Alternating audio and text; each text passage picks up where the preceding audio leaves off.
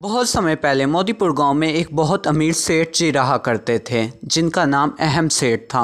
उनकी बहुत बड़ी ज़मीन थी, साथ ही उनके पास एक अनाज का गोदाम भी था। उनकी शादी गोपी नामी लड़की से हुए कई साल बीत चुके थे और उनकी सिर्फ एक बेटी थी जिसका नाम मीरा था। सेठ जी और उनकी पत्नी की ये इच्छा थी कि उनके यहाँ कोई बच्चा हो ताकि सारी प्रॉपर्टी उसे मिल सके।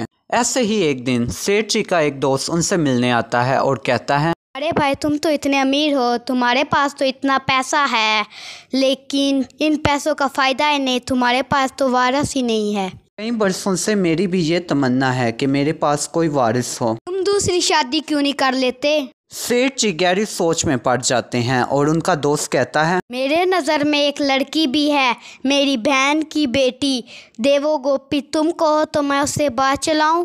सेठ जी हामी भर लेते हैं और कुछ दिनों बाद वो देवो गोपी से शादी कर आ जाते हैं। ये देखकर गोपी थोड़ा दुखी होती है लेकिन वो एक शब्द नहीं बोलती। और कुछ दिन गुजरते हैं तो गोपी पूरा दिन काम करती है जबकि देवो गोपी सिर्फ आराम करती हैं। और कुछ दिनों बाद उसने अपने असली रंग दिखाना शुरू कर दिए। जैसे ही सेठ अहम काम कर घर आते तो वो कहती, हाय मेरी पतली कमर, हाय हाय मैं तो मर गई। ये सुनकर अहम कहता है, क्या हुआ? देवो गोपी कहती है, वो मैं पूरा दिन काम कर के सुबह सफाई करो और रात को झाड़ू लगाओ, इतना काम होता है, आपको क्या बताऊं?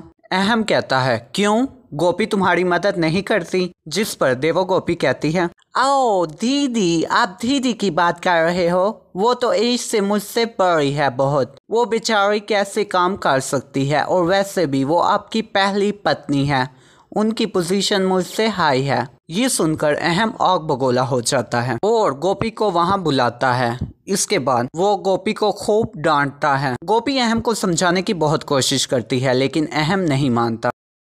ऐसे ही समय बीतता है और देवो गोपी कुछ ना कुछ नाटक कर रोजाना गोपी को डांट पड़वाया करती थी और अहम जी के पीछे सारा काम गोपी से करवाया करती थी। एक दिन नौबत जहाँ तक आ गई कि अहम ने गोपी को अपने घर से निकाल दिया। समय बीतता है और एक दिन देवो गोपी अहम के पास आती है और कहती है, अहम जी जरा सुनिए मेरी बात, ये मैं उस घर के कागजात लाई हूँ जो कि आप मेरे भाई को उपहार के तौर पर देने वाले हो। अहम कहता है, हाँ, मेरे साले का शादी का गिफ्ट भी बड़ा होना चाहिए। और वो बिना पढ़े पेपर्स को साइन कर देता है।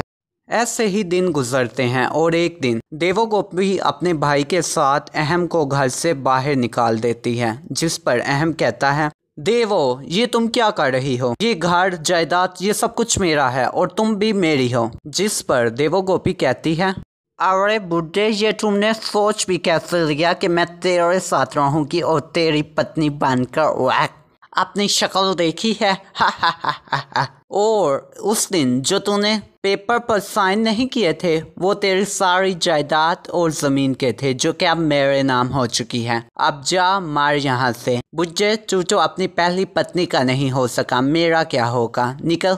और इस तरह देवो गोपी अहम को निकाल देती है।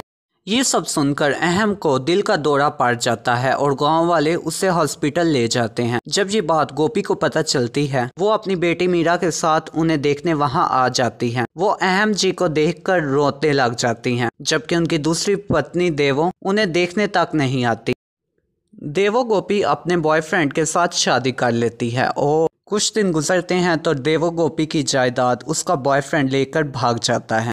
अहम और देवो को अपनी करनी का फल मिल जाता है। तो दोस्तों, कैसी लगी आपको आज की हमारी ये कहानी? कल के लकी विनर्स के नाम ये रहे और आज की पहेली ये है कि अहम ने देवो गोपी से किस लिए शादी की थी? थोड़ा सोचिए और अपना आंसर नीचे कमेंट कर दें। लकी विनर्स के नाम कल की वीडियो में लिए जाएंगे। अगर आपको आज की हमारी ये वीडियो पसंद आई है तो वीडियो को लाइक कर दें और साथ ही ऐसे इंटरेस्टिंग वीडियोस के लिए हमारे चैनल को सब्सक्राइब करें और साथ ही बेल आइकन पर ज़रूर क्लिक करें ताकि आने वाली हर वीडियो आपको सबसे पहले मिल सके।